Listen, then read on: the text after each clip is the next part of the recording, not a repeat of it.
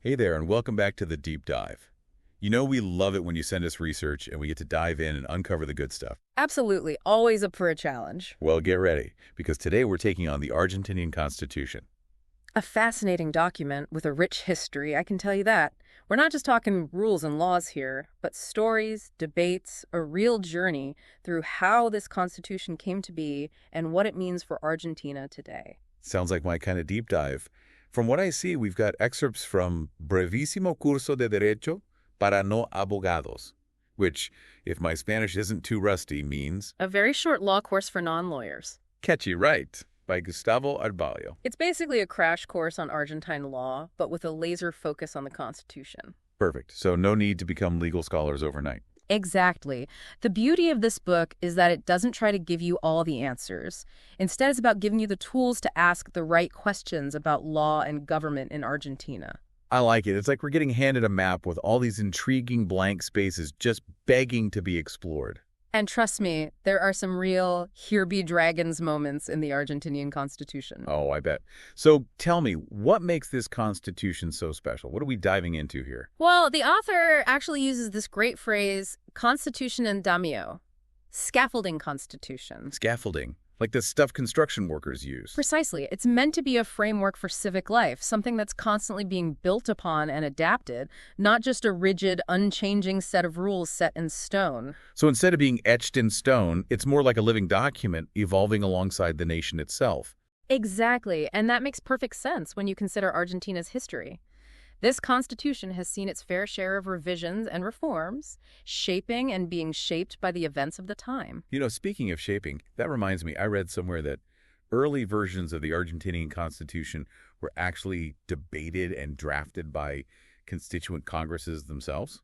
Talk about meta, a constitution that outlines how to write a constitution. It's like the Constitution is its own biggest fan. That's one way to put it. But seriously, though, that speaks volumes about its dynamic nature. It's not afraid to change with the times. And that's where we really start to see the Argentinian Constitution's double soul emerge. A double soul. Okay, now you've got my attention. Tell me more. Well, legal scholar Roberto Gargarella uses this term to describe a fascinating paradox at the heart of the Argentinian Constitution. Lay it on me. On the one hand, you've got this very modern, progressive list of rights, similar to what you'd find in many 21st century constitutions. So far, so good. But on the other hand, when you look at how it approaches power structures, it feels very much rooted in 19th century thinking. It's like trying to wear a sleek, modern outfit, but with a very old-fashioned corset underneath. You got it. It creates this tension between progress and tradition, and it plays out right there in the document itself. Fascinating. It's like they're trying to bridge two very different eras. Exactly. And speaking of bridging eras, here's a historical anecdote that'll blow your mind. Historian Jose Maria Rosa once calculated that the 1853 convention, the one that really gave us the Constitution we know today, spent an average of 11 minutes on each article. 11 minutes per article. You're kidding. That's barely enough time to order a pizza, let alone hash out the fundamental laws of a nation. It does sound a bit rushed, doesn't it? But it also tells us something important about how this Constitution was crafted.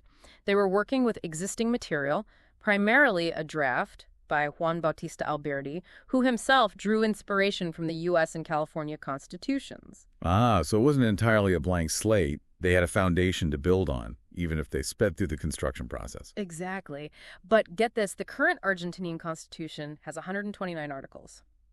Or does it? Wait, are you messing with me? There's more. There are actually 2 Article 14s, a quirk left over from a 1957 reform. You've got to be kidding me. 2 Article 14s. It's like they hit copy and paste one too many times and just rolled with it. And if that wasn't enough, there's another layer to this whole article situation. Remember Article 75, Clause 22? Vaguely. Refresh my memory. That's the one that gives Argentina its constitutional upgrade system. It allows them to incorporate international treaties as part of their fundamental law. Right. That's the one that lets them stay current with evolving human rights standards and all that. Well, it means that a whole bunch of international agreements are also considered part of the Constitution, creating this fascinating web of interconnected legal principles. So we've got this document that's been revised, amended, it has 2 Article 14s, and is constantly absorbing new ideas from around the world.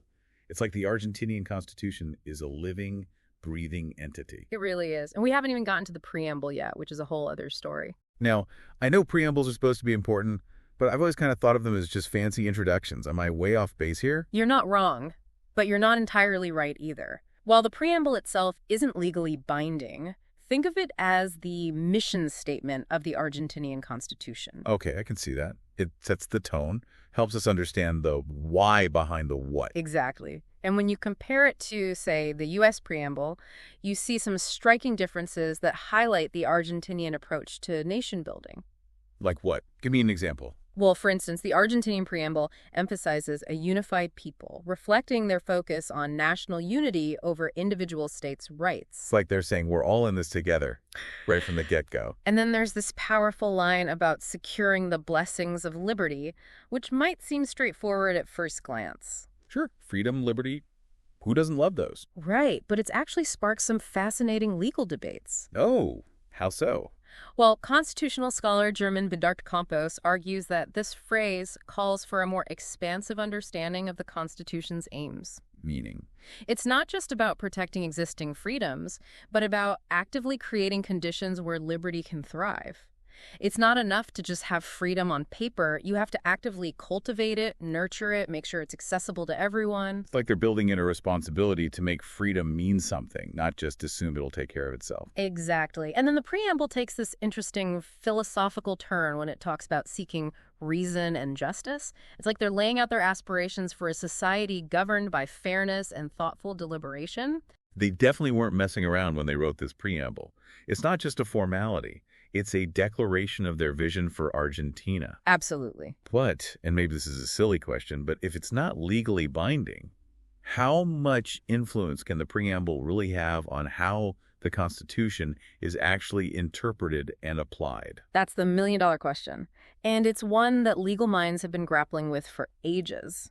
You see, while the Argentinian Constitution aims for clarity, it's not always black and white. There's always that pesky gray area. Always. And it requires interpretation, especially when you're dealing with concepts that are, by their very nature, open to debate. So where do you draw the line between interpreting the Constitution and just making stuff up as you go along? That's the challenge, isn't it? Take Article 14, for instance. It mentions the right to licit industry. Licit industry. Sounds kind of vague. That's because it is. Because what exactly constitutes illicit industry in today's rapidly changing economic landscape? It's like trying to define cool. The definition is constantly evolving. What's acceptable or ethical in one decade might be frowned upon in the next. It's all relative. Exactly. And who gets to decide? These are the gray areas that make constitutional law so fascinating and complex. So it sounds like the Argentinian Constitution is less of a static set of rules and more of a starting point for an ongoing conversation about what it means to be Argentinian and how their nation should be governed. That is a fantastic way to put it. And that conversation is reflected in the way they approach rights, which is where things get really interesting. But for now, let's take a quick break. When we come back, we'll dive into the fascinating world of rights and explore how this conversation plays out in the Argentinian Constitution. I'm ready. Hit me with those rights.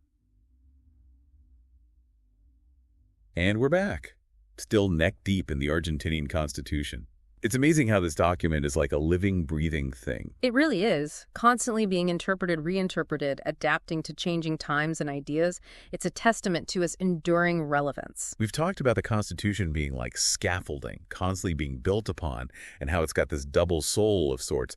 But before we dive into those fascinating rights, there's a phrase we keep bumping into that feels like a key to understanding this whole system. You must be talking about representativo, republicana, federal. It's a mouthful, I know, but it's essential. It does sound like a mouthful. Break it down for me. What's the deal with these three principles? Why are they so important? Think of them as the DNA of the Argentinian government, the fundamental building blocks. They're intertwined, influencing how power is distributed, how decisions are made, and ultimately what it means to be a citizen in Argentina. Okay, I'm starting to see how this all connects. So where do we start? Well, we have to start with republicana, the foundation upon which the rest is built. You see, the Argentinian Constitution proudly declares itself Republican, and that's not just a fancy label.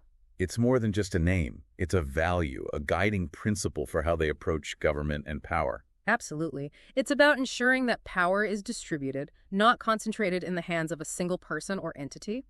Checks and balances, separation of powers, all these mechanisms to prevent any one branch from becoming too dominant.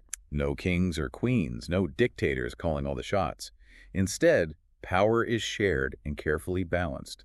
Exactly. And this commitment to a republican system is deeply rooted in Argentinian history and values.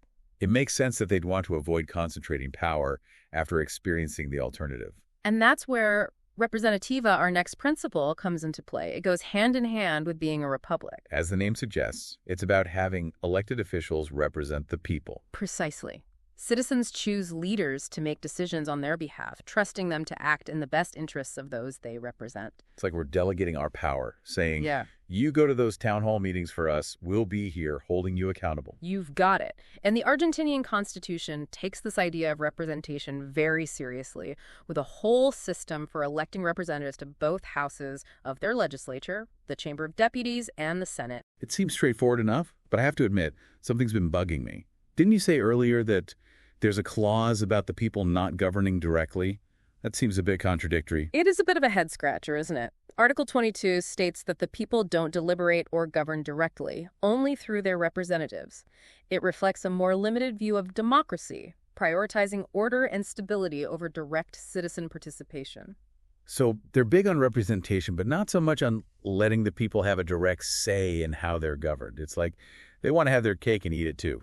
You've hit on a tension that exists in many democratic systems. And Roberto Gargarella, another legal scholar we've mentioned, argues that this clause reflects a certain historical mistrust of the masses, a preference for a more elite-driven form of government. That does sound a bit elitist, but you said that was the original intention. Have anything changed? Thankfully, yes. The 1994 reform introduced some important counterbalances to this more restrictive view of democracy. Tell me they finally let the people eat cake. But seriously, how do they make it more democratic? Well, they added Article 37, which guarantees the full exercise of political rights and establishes that voting is universal, equal, secret, and obligatory.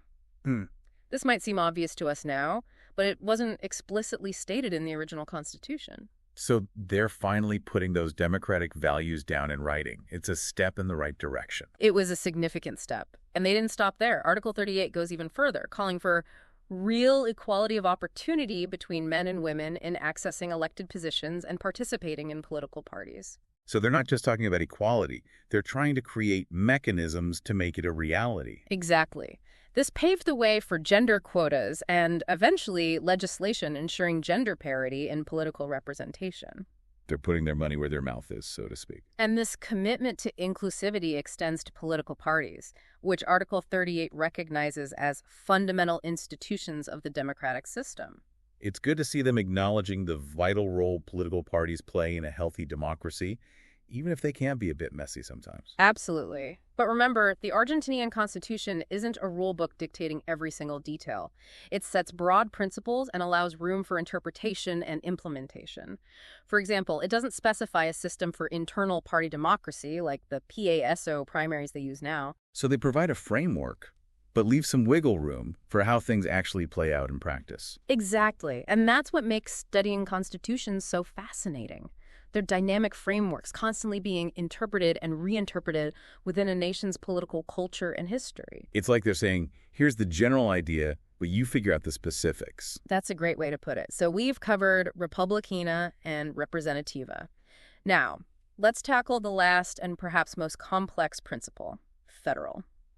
This delves into how power is shared not just horizontally between branches of government, but also vertically between the national government and the provinces. This is where things get really interesting, balancing the power of the nation with the autonomy of its individual parts. That's a delicate dance for any country to master. You're telling me. And it's a dance rooted in Argentina's very founding. Remember those pactos preexistentes we talked about, the agreements between the provinces that paved the way for a unified Argentina? Right. Those agreements were all about finding that sweet spot between a strong national government and preserving the autonomy of the provinces. And that tension, that push and pull between national and provincial power is still very much alive in Argentina today. So, in a nutshell, how does this federal principle actually work in practice? Who gets to call the shots on what? Well, in a federal system like Argentina's, certain powers are delegated to the national government, things like defense, foreign policy, regulating interstate commerce. Other powers are reserved for the provinces, like education, local law enforcement, regulating interstate commerce. So it's a division of labor, each level of government having its own areas of responsibility. Makes sense. Exactly. And the Argentinian constitution, in its attempt to create harmony, sets up a system of checks and balances to ensure neither level oversteps its bounds. That sounds incredibly complicated, like trying to solve a Rubik's Cube while riding a unicycle. It can be, and it gets even more intriguing when you consider how federal interacts with Representativa. Remember the Chamber of Deputies and the Senate? Right. The two houses of the Argentinian legislature. One represents the people, and the other represents the provinces, if I'm not mistaken. You've got it. Deputies in the chamber are meant to represent the people as a whole, while senators represent their respective provinces. This structure directly reflects that federal principle we've been talking about. So you have one house looking out for the interests of the nation as a whole, and the other looking out for the interests of individual provinces. That sounds like a recipe for some lively debates. You could say that. This interplay between national and provincial interests is what makes the Argentinian legislature such a dynamic and, at times, contentious arena. It's like they intentionally built in a system for disagreement, a way to ensure that different voices and perspectives are heard. In a way, they did. But for all the careful planning and lofty ideals, there's one glaring issue with how this federal principle is actually playing out, specifically regarding the Chamber of Deputies. Uh-oh. Don't leave me hanging. What's the problem? Well, the number of deputies each province gets is supposed to be proportional to its population. The more people a province has, the more deputies it gets in the chamber. Seems fair to me. It's about ensuring that representation is a true reflection of the population. Exactly. But here's the catch, that number of deputies is supposed to be adjusted every 10 years based on the census. But this hasn't happened since 1980. They're still using population data from over 40 years ago to determine representation in the chamber. Wait, seriously?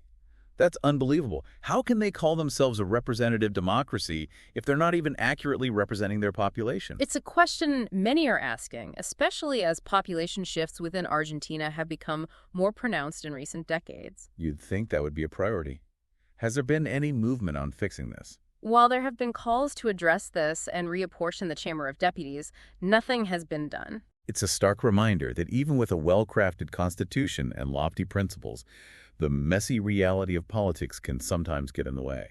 And it highlights that creating a truly representative democracy is an ongoing process, a conversation that requires constant vigilance and a willingness to adapt. Well, that's a conversation for another time, I suppose. Yeah. But speaking of conversations, we've been dying to dive into those fascinating rights you mentioned earlier, especially the ones added in the 1994 reform. Yes, the new rights.